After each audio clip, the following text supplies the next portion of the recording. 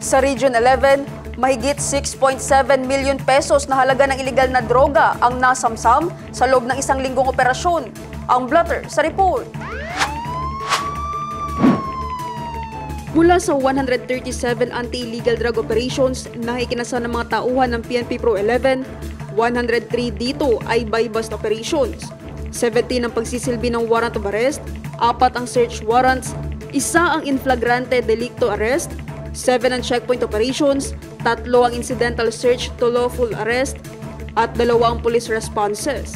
Nagresulta ang mga nabanggit na operasyon sa pagkakakumpiska ng mahigit 972 grams ng shabu na nagkakahalaga ng 6,616,360 pesos and 56 centavos at mahigit 1,078 grams ng marijuana leaves na nagkakahalaga ng 129,477 pesos.